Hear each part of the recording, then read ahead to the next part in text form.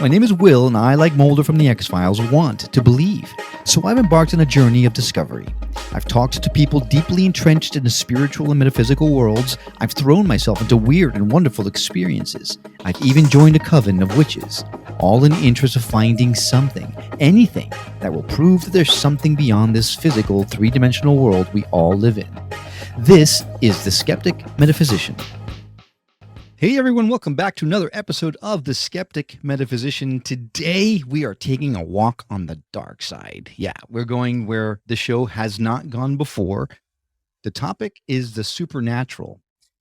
And, I'm just going to introduce my guest because I don't think anything that I say is going to prepare you for what you're about to witness. So, my next guest was born with the paranormal in her blood. She's had experiences beginning with her earliest memories, including ghosts, shadow entities, Sasquatch encounters, and so much more. Now, she's a Reiki master, we know all about that, an intuitive tarot reader who loves to dive into the spiritual realm, but she also considers herself a vampire. Now, that's a vampire with a Y. Now, she's also the host of a podcast called The Caravan Library of Lore and happens to be the owner of KPNL Radio, a digital broadcasting station that specializes in paranormal podcasts and music. And for the uninitiated, KPNL just so happens to be the very first radio station that picked this little show up for air. I am beyond excited to take the show into the realm of the supernatural, guided by the expert hand of the fabulous Lady Ann Selene. Lady Ann, I don't have the words to say how excited I am to talk to you today. Well, thank you. I'm honored to be here. Seriously. Tell us a little bit first about KPNL, and then we'll branch off into other directions from there. Okay, yeah, sure. So KPNL started actually because of the Caravan. So the Caravan came first. And the Caravan is the podcast that you host, right? Yes, it is. Okay. It is. And I have a lot of friends within the paranormal community, a lot of friends within the podcasting community. And I love what they do, and I see how hard they work. So what I was wanting to do is really put together a place to support them and to lift them up and be like, hey, everybody, check these guys out. And so at first, I had a page on the Caravan website that just said, I think it was like on air, but then it developed into, I learned that you can have a network and then you can have a radio station. And I was like, this is perfect. This is what I'm going to do. So I created the network, and it's been amazing ever since. And so your station really focuses on the paranormal. So what kind of shows can people hear on your station? So we've got Mysterious Circumstances. We have Dark Windows. Both of them, they can touch on the paranormal, but they're also like a true crime. And then we have End of the Fray Radio, of course. That's Shannon LeGros's podcast, and she's been amazing, and she is really how I found this world. And then we've got, the Caravan, we've got your show, we've got Cursed, Hex Files. I mean, there's a lot. Yeah. And then we also have music that runs when the podcasts aren't running. And the music's really special because a lot of them you can hear the paranormal themes. You can hear about the hellhounds and witches and ghosts and demons. So it's been quite a ride. Now, if someone wants to listen to the station, you have an app, or they can listen online, right? That's right. Yeah. I did download the app, and every Wednesday, religiously, at 8 p.m. Eastern time, I do turn it on to be giddy hearing my own voice coming through someone else's radio station. But I'm excited that I have an opportunity to talk to you, because the more I looked into you, the more I realized that there's a lot to you, right? So you're building yourself as a Reiki master and as a tarot reader, but this whole vampire thing. Right? For those who are only listening and aren't looking at the video, watching the video, Lady Ann has a set of fangs on her that just makes you, I don't know, it's like you can't stop looking at them. Well, thank you. Of course. Now, I've got to ask, and I keep asking you, you've never once given me a straight answer. So maybe now with a pressure on the microphone, you'll tell me, are those fangs permanent? Here's what I'll tell you. My fangs were made by Father Sebastian. And he is a master fangsmith, and he has created I mean, gosh, he's done amazing work. He's written books and he just released, I don't know if they're mail order or not right now, but 3D fangs that he's printing. So I would definitely check out Father Sebastian and check out the fangs there. All right. We've got to get into the whole vampire thing because you just opened up a door that makes me go, huh? Right. So you consider yourself a vampire, right? So Mhm, I grew up with, Bela Lugosi and mhm. all the other vampire movies. One of Right. my favorite movies growing up was Fright Night back when I was a kid. Oh, yeah. Yeah, Love at Mhm. First Bite was another one I loved, right? So I'm very pretty well versed in the whole vampire lore. But Uh-huh. you are a vampire with a Y, which is the old Victorian spelling, which is Yes. fantastic. Yeah, Mhm, it's much more romantic that way. But mhm. so do you tell me what does it mean to be a vampire? Do you go around feeding on people's blood? No. No, so the That's a best relief. way the best way that I can describe it is I hate to use the term energy vampire just because a lot of people have a negative connotation with that. There is energy vampires out there who are and a lot of them are unaware that they are. And those are the people that are super negative and they just create negativity in the room and then they feed off of that negativity and that's not what I do. Look at it more like life force. So if you're a human, you've got, you're a pot of boiling water, right? So you've got all this boiling water within you, all this life force. But the steam, right? Because we have so much that it can radiate out from us. So then it's radiating out to where we don't need it anymore. So with a vampire, we can take in that extra energy. And I akin it to Reiki a little bit because in Reiki, if you're running energy on someone, right? You're giving them that energy. And that energy is very healing. So that's kind of how I put it all together. It's interesting. So, and I think when we talked about this before, I Mhm. mentioned it was kind of like an ethical energy vampire, right? Oh yeah, Um, yeah. because it's not that it's when you think there's a negative connotation when someone says this person's an energy vampire. It's you Mhm. go in and you drain someone and you make someone because of your negativity or depression or something. It's just someone Right. who you're not happy to be around. But that's not it at all, right? It's more like a No. symbiotic thing where you're just taking Right. what someone doesn't need. Exactly. Exactly. So then what happens if you don't get this excess energy from someone? Do you wither? I mean, for me personally, I mean, we all kind of know what it feels like to be low on energy. And it can be harder to focus on different spiritual rituals and stuff and the more energy that you have, the easier it is to, do your magical work. Interesting. Okay, so I'll get back to that in a second because that Mhm. intrigues me also. But how do you go about it? I mean, so you've got these fangs, but you don't bite into someone to steal their energy, right? The fangs are Right. more of No. an aesthetic, right? Right. Right. They are. And it's when you get your fangs, it's a really big moment and it's this transformation that takes place because for me, gosh, I was 15 years old and I'm going to date myself here a little bit, but back in the days of the dial up and the AOL chat rooms and all that, right? So Right. You so were 4. Okay. so I was 15 and I met somebody in one of these chat rooms and they were talking to me and they had fangs, and I couldn't believe it.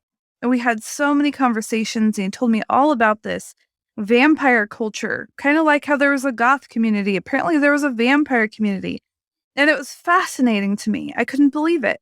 So, and then one day he just kind of disappeared, which was really a big bummer. And then I was kind of left going, man, how do I find this group? How do I?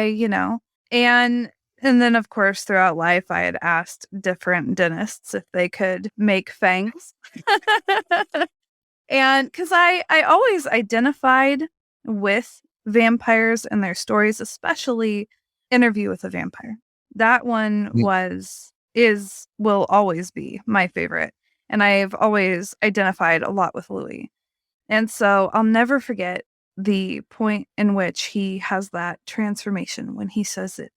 He's looking for the first time through his vampire eyes and he's seeing the beauty and the magic in the world and struck such a deep chord within me. So then COVID hit and through, having the podcast and everything, I found out about Father Sebastian. So I Googled his name and found out that now he was doing mail order fangs. And I was like, oh my gosh, it's meant to be. So I got them. And when you see yourself in the mirror that first time, there is something almost magical that happens. There is a bit of a transformation that happens when you see yourself for the first time. I can imagine. I can absolutely imagine. So many questions pop to mind. The vampire culture is super intriguing to me. Right? Mhm. My mother growing up was flabbergasted when one day she asked me, who's your idol? In fact, every time she'd have a guest over, she said, Will, tell them who your idol is. And I idolized Dracula for some reason. That whole romantic. I mean, he was very like suave and sexy and then the whole thing, right? Oh yeah. So that whole culture intrigued me at the time, but I never expected there to be. When you've seen the movie like Blade and even Oh yeah. Interview with the Vampire, that kind of stuff, where the vampire culture is erotic and Mhm. beautiful, but dark and dangerous and Right. scary, right? Like super scary. People will say vampires are, and don't take offense to this because I don't feel this way, but I'm saying people Right. are saying vampires are the undead. They're creatures of evil. They're servants of Satan. I mean, the connotation is really not good. No. No. My personal experience within the vampire community has just been absolute love. I have made so many friends and friends that I know that I'll have for the rest of my life. It's been a healing experience. It's been exciting. It's been so educational. So, I mean, that's my You're saying that all you found has been love in this community is really counterintuitive to everything else that you think about when you think about vampires. This is true. So going into this, did you expect to find the culture of love that you found, or were you expecting this dark, dangerous, sexy subculture that we all kind of associate with? No, actually, I was kind of thinking I was gonna be alone. I thought that I was just gonna have my own fangs and I was gonna read books and watch movies and just kinda be the lone wolf that I've always tended to be. And so when I started to really talk to people and meet with people, like I've been blown away. And I mean, let's face it. A lot of people, it's easy to go to fear. And it's Mm. easy to have your own conditioning and you look through the world in through your own glasses due to the experiences that you've had in your life. So I do understand why people would jump to conclusions like that, but it's really it's really not like that at all. It's fascinating because I had no idea that this subculture was actually there. To your point, very goth-like, Mhm. right? And I would assume that there's a lot of goth elements within the vampire culture. But you mentioned getting your fangs, and I liken that in my mind. And tell me if I'm incorrect, but in my mind, when I joined that coven that I speak Oh. about on my intro of the show, Mhm. I went through an apprenticeship period of time. It was 13 months. And at the end of 13 months, if everything was still copacetic, I became initiated into the coven. That's when all the mysteries were revealed and all that kind of stuff. Is there a similar process to that? Did you go through something before you became like getting your fangs as a type of initiation? A lot of people will get fangs, but it doesn't mean that they're going to be a part of the community. They may just get their fangs and be like, "Woohoo! I got it. Cool." Or, "Oh, this will be a great part of a Halloween costume." A lot of people get fangs for different reasons. So, it's just kind of it's a personal thing. So it's like not every witch is going to be initiated into a coven, but Mhm. all those that are initiated into a coven are witches. So maybe that's something along the same lines where I like to romanticize that it is this big rite of passage and you got your fangs and woohoo, now you're a part of this community. And I think that's Well, super, super awesome. I mean, it kind of is. I mean, if you get your fangs, done from Father Sebastian, you are part of what's known as the Sabretooth clan, and that's just basically his fang clients. So Yeah. I guess I should ask Father Sebastian, but is it a mold you make of your teeth so he can make your mold it to your mouth, or is it just kind of one size fits all? No, it's specifically tailored to your teeth, your mouth. I honestly, when we started talking about bringing you on the show, I didn't expect we'd be talking about vampirism, but glad that we are because I didn't know it was out there. Yeah. There's so much more to you. So your vampire side is just one aspect of you. You Yes. also do a lot with the kind of the investigating of the paranormal or the supernatural. Mhm. I've listened to some of your caravan episodes, and I know that you and your co-host have spoken about certain times that you were involved in that kind of thing. Like I heard about the Hat Man and Right. all the shadow work and all that kind of stuff that you have been involved in, but it just seems to kind of go hand in hand with the whole vampire thing. But supernatural and paranormal stuff, it like there is a dark side to that, right? So even to the point where people say if you spend too much time in it, talking about it, being entrenching yourself in it, spirits could potentially follow you, or bad things Mhm. could happen. So what makes you decide I'm going to go investigate this stuff? Well, I mean, okay.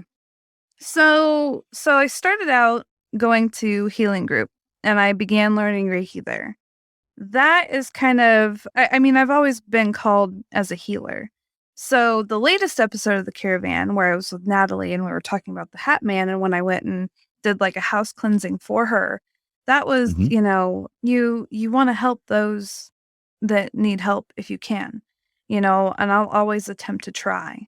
I'm not afraid to I mean, it sounds funny, but I'm up for going against a shadow entity or an angry spirit, ghost, whatever, before I'd be willing to go in front of like a like a Sasquatch or something, which, I've only really been on 2 paranormal investigations, like a formal investigation.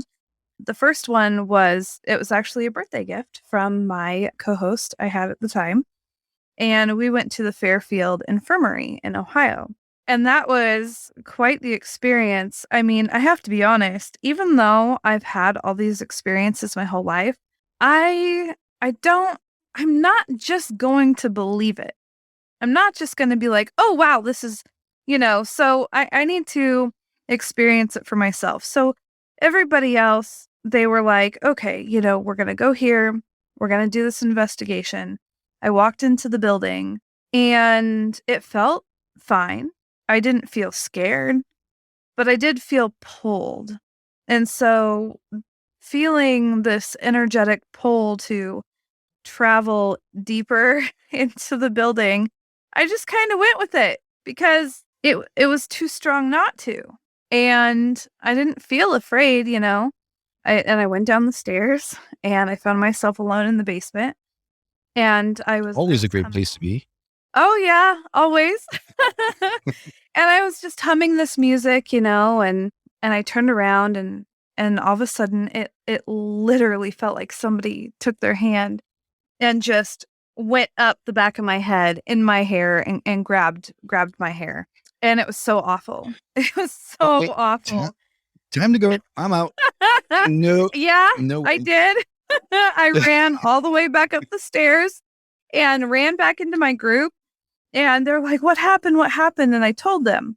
But here's the thing. I calmed down, everything's fine, right? And then I was like, "Okay, well, what's the actual probability of that happening again? Seriously. What is the probability? Not high, not high."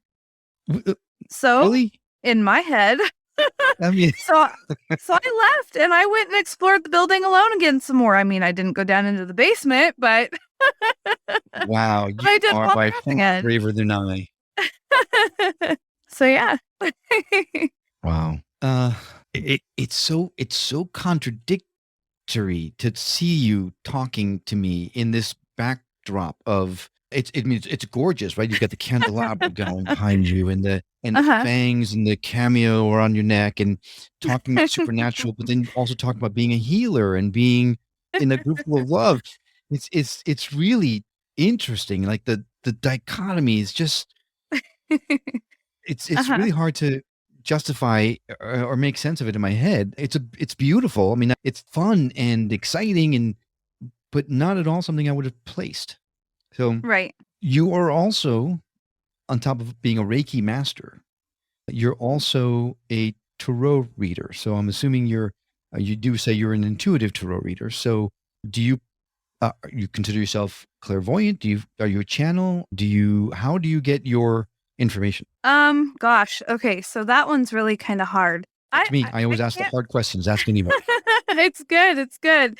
I I don't know all of the clear senses. I can't remember because I'm still. I mean, I consider myself the eternal student, so I'm definitely still learning. However, I will. Okay, so let's say I'm doing a reading for you.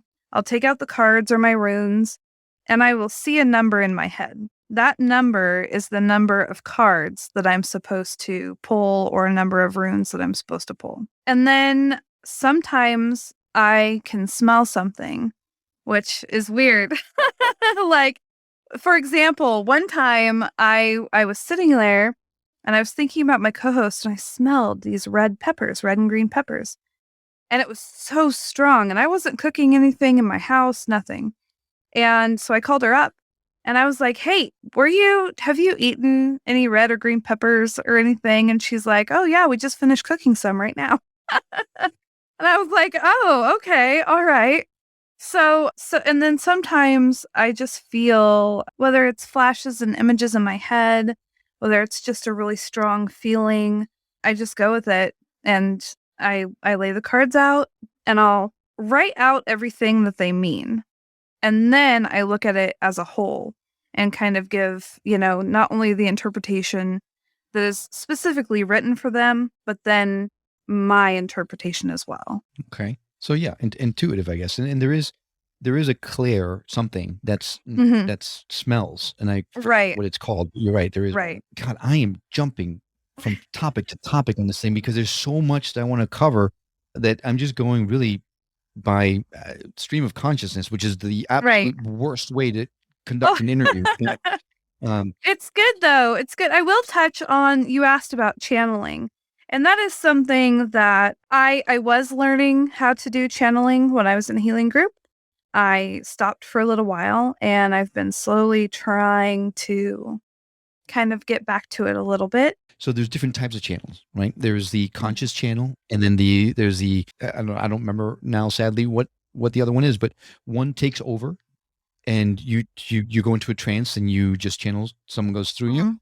The other Mhm. is just someone kind of talking to you, and you're relaying the information. Which one of those do you kind of relate more to? It's okay. I'll tell you the story just really quick. One time in healing group, I saw this crystal in my head. It was a crystal pyramid, and one that I hadn't recognized before.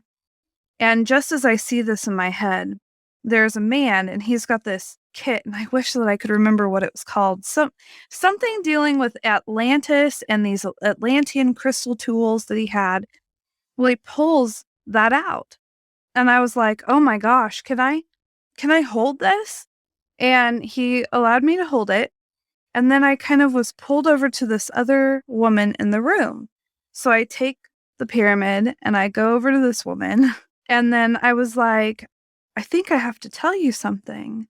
And she's sitting there looking at me. And then it's weird because then the next thing I know, it's like I'm in space and and I know it's like the Palladians are there. And then all of a sudden, I don't know what happens, but by the time I open my eyes, she's crying. Apparently, there was some sort of message that she received that was a really big deal. It brought, a lot of emotions up, and then she's scheduled to go to East Ranch, and that's the last I knew about that. So, it's kind of Okay, like that where you're kind of put aside and something else is taken over and you don't okay. So really know what Lady happened. Ann is a trance channel. Now we know, and that's the term I was looking for. Is a Okay. conscious channel or a trance channel? It's a trance channel. So Oh, perfect.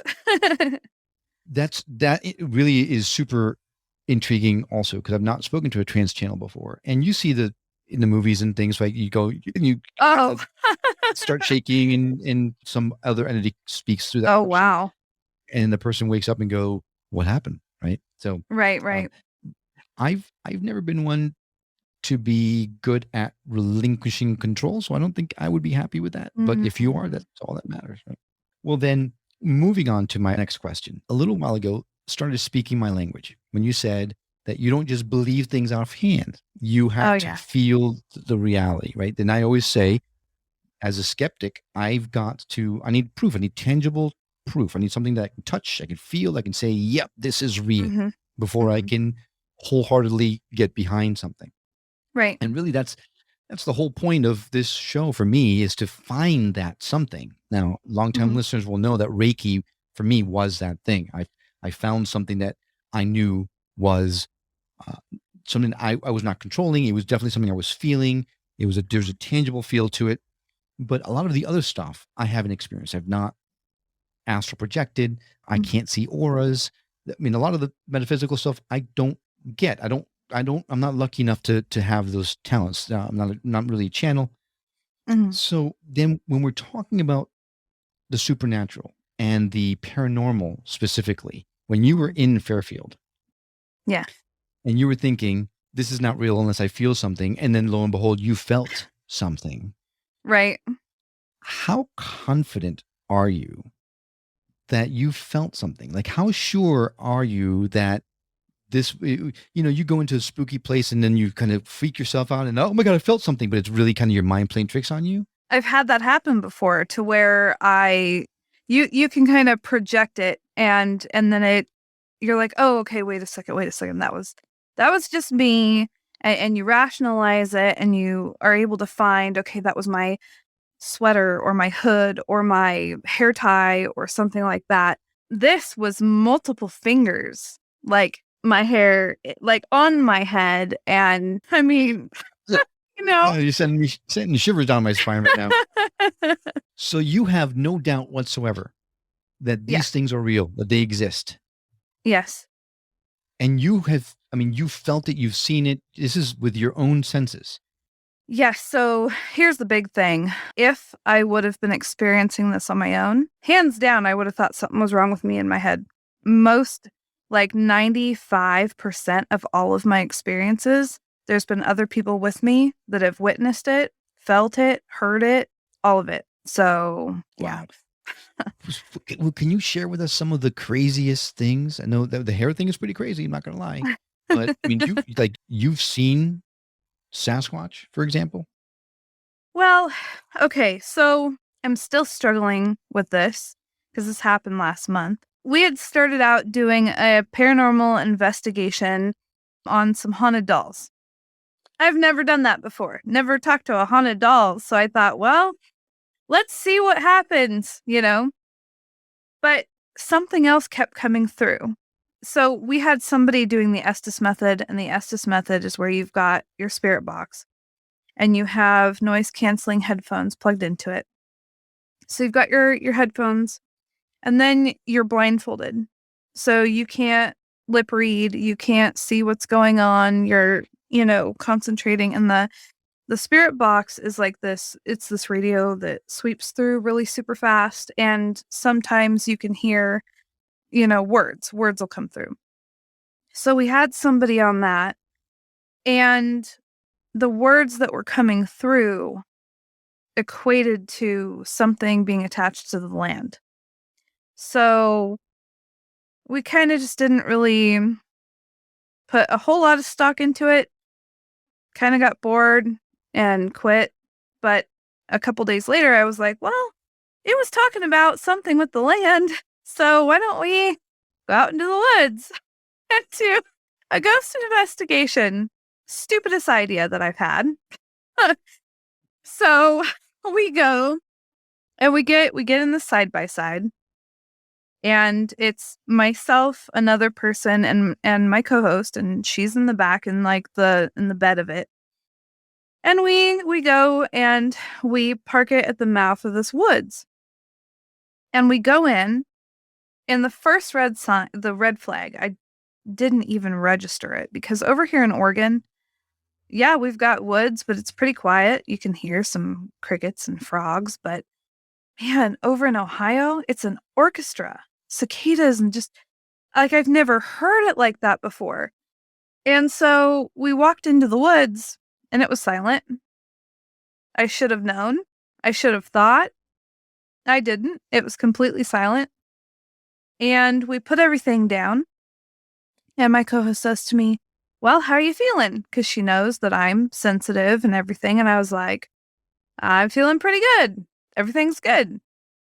So we set up our equipment, and off to my right behind me, I hear footsteps. But it's obviously bipedal. It is not a bird. It is not a bunny, not a deer. Like, you can tell these are like a human walking. 2 footsteps. And I'm like, whatever. I'm just being a wiener because I'm scared, and I do get scared.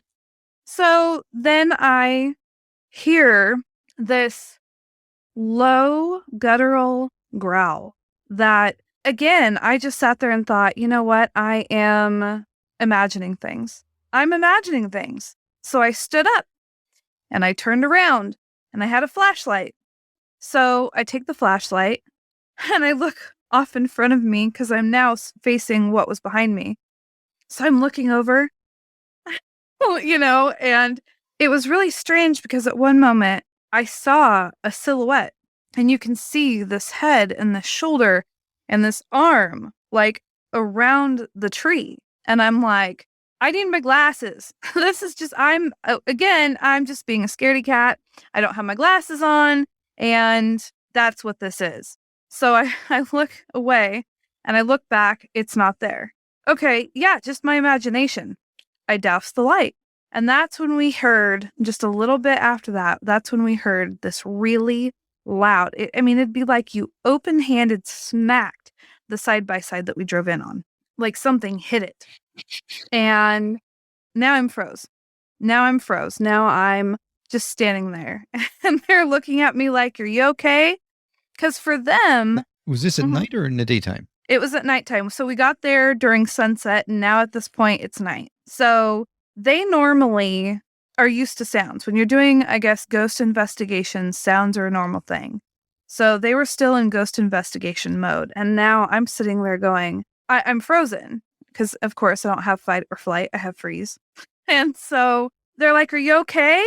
Are you all right? And I'm just like, no, I want to go out to the field. Can we go out to the field? I want to go out to the field.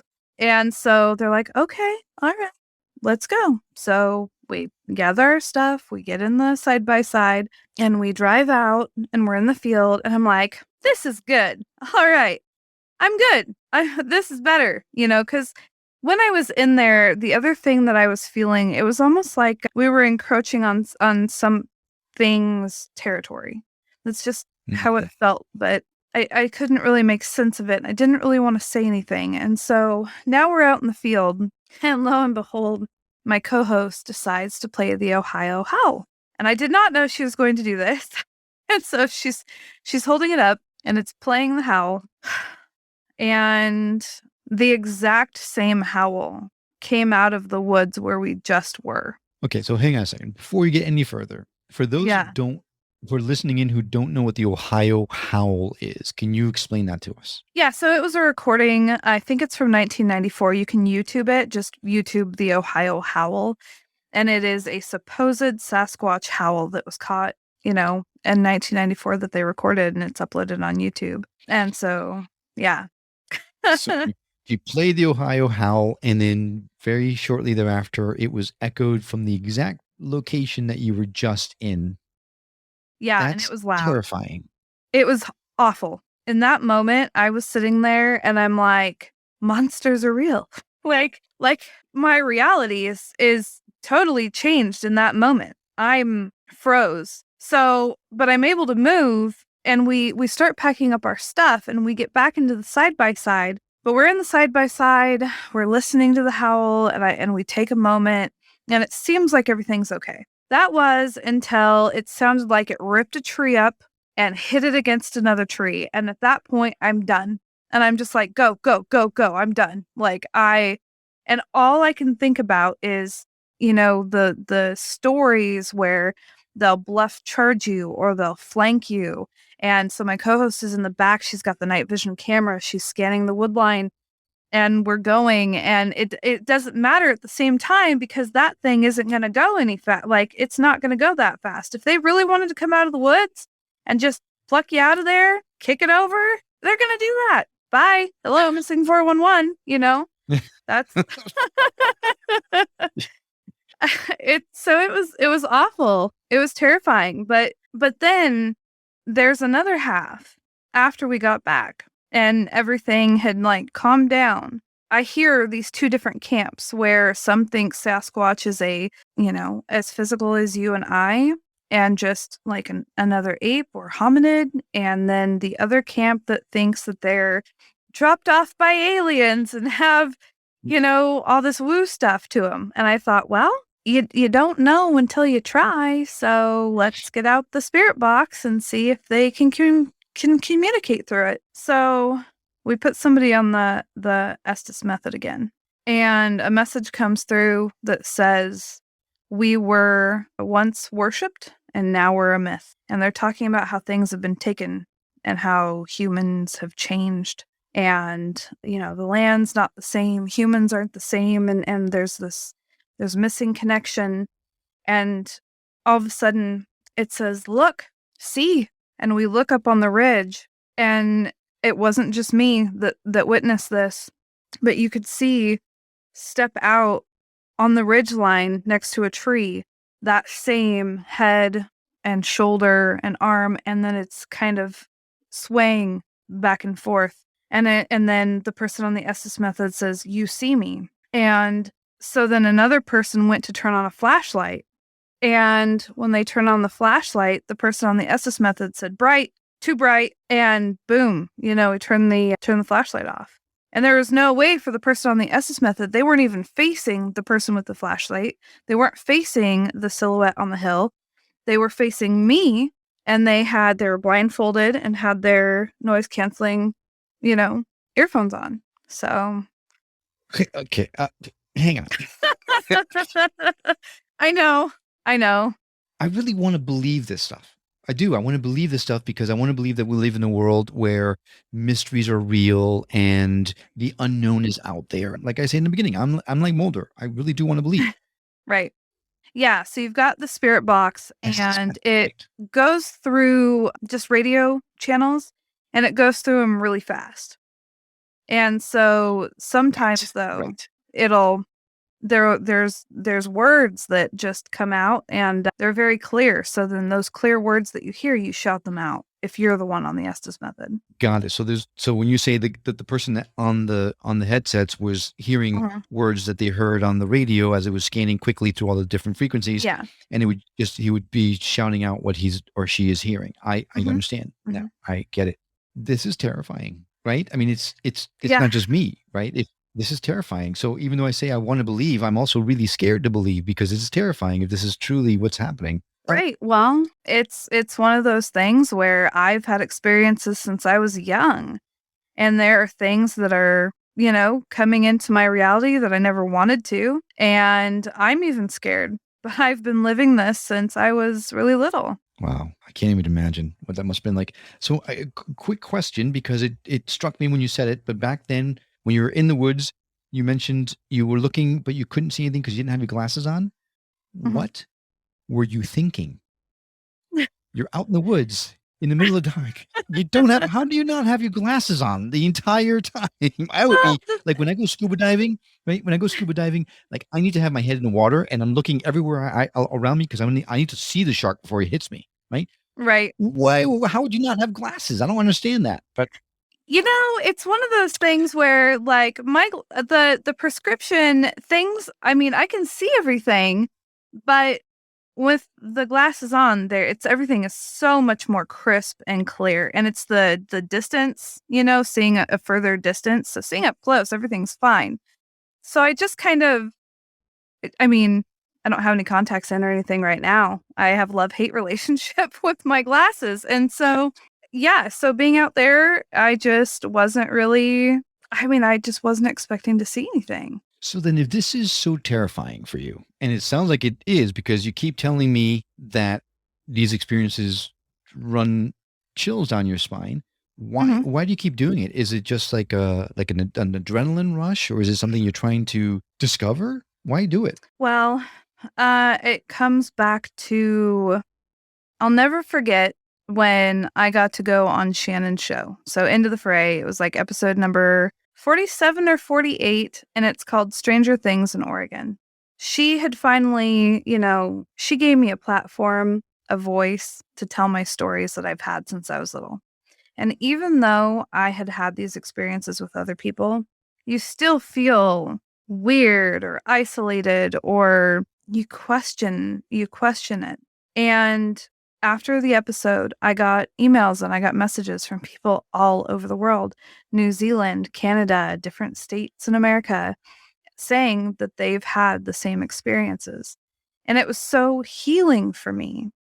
So I want to give that to other people, you know? Well, that is incredibly selfless of you.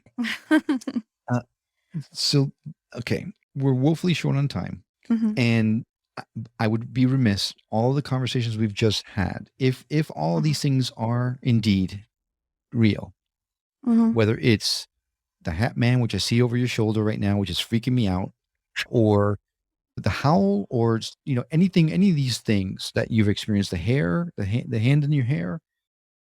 mhm, If all this is real, how does it connect? Like this show, we've talked to people who have given us an idea of how the universe works. mhm. And if the universe works the way they've been saying, these things can't really truly be what we're saying, what we're talking about here. So how does it all connect? Any thoughts? It's really interesting. That is one of the areas that I am trying to learn about a lot. I mean, take ghosts for an example. It's only recently that I've learned that sometimes you can be seeing what you perceive as a ghost, but they look at you, but it's actually a time slip. So they're looking at you thinking you're a ghost, you're looking at them thinking that they're a ghost, and it's nothing but a time slip. Just like with demons and how everything's a demon. Well, you could go into a place and investigate, but be an antagonizer. So you're yelling and doing all these negative things and you're sending out that negative energy. You leave, the next group comes in and they feel that negative energy, but they don't know that it's from the group before. So they automatically equate it to some evil spirit. And then they kind of put energy into that. The next group comes in. So now you've got this angry, evil egregore that everybody's created. And then all of a sudden, boom, people are saying that now it's a demon. I don't know. I don't know how it's all connected. I mean, there's things that I thought was one way, but now I'm learning that they can be other ways. So Hmm. I don't know. I'm just excited to be the student. All right. Well, one thing is for sure, and that is there are mysteries in this world. We're not truly sure of what the origins of them are, whether it's astral projection or demonic forces, right? So somehow, some way, eventually, hopefully, we'll get the answers. Now, if someone wanted to be a part of the vampire culture, how would you recommend they go about that? Gosh, I would really recommend going to vamporium.shop and checking out the book called The Black Veils. It's a really fantastic educational book that touches on a lot of different things within the vampire culture. Check out Father Sebastian, see his work. He's on Facebook, he's got his own website. I mean, he's all over. If you just Google his name, Father Sebastian, tons of information will come up. Okay, I will do that, and I will lay a lot of direct links to some of the stuff that we've been talking about into the show notes. So if anyone's interested in learning more about this stuff, by all means, just go to our show notes and you can find all of the information via direct links. So thank you for that. So then if someone wanted to listen to KPNL or Caravan or Mhm. follow you on social media, what would be the best way that someone could reach out to you? Oh gosh. I mean, you can find me. I'm under Ann Selene on Facebook. You can find the Caravan on Facebook as well as KPNL. Just type it in. Usually, Facebook is really the best way to get a hold of me. If you want to email me, you can do that too. kpnlradio@gmail.com. So I would suggest that. Right. And I'll add all those to the show notes as well. So thanks for that. Lady Ann, it has been an absolute honor to have you on the show. We've Thank talked a you. little briefly here and there through the Discord Yeah. channel that you have for KPNL, and you are absolutely fascinating. There's so many different dimensions to you that it's been really a lot of fun to kind of unpack. So thank you for coming on the show. Well, thank you. It's been an honor. I'm so glad to be here. And thank you, listener, for coming along on this journey of discovery with us. Now, we'd love to continue our conversation with you on Facebook and Instagram, so please find us there under at Skeptic Metaphysician. Or you can always go to skepticmetaphysician.com, where you can find the direct links not only to our social media platforms and those of our guests, but where you can actually subscribe to the show or leave us a review or voicemail directly on the site. As always, if you know someone that would benefit from hearing the messages we've shared on this show or any of our others, I hope you'll consider sharing us with that person. It'll help grow the show and may just help someone else come to terms with the fact that there are mysteries in this life that we just don't know about. Now, did you miss any of our show today? Not to worry. All of our shows, including this one, can be found on our site, skepticmetaphysician.com. You can become a member of the Skeptic Metaphysician community for free there and enjoy the added benefits of discounts for services from some of our past guests, as well as a chance to never miss a show immediately once it's been published. So I hope you've enjoyed this episode as much as I have. Sadly, that's all I have for you for today. Thanks again for joining, and we'll see you on the next episode of The Skeptic Metaphysician. Until then, take care.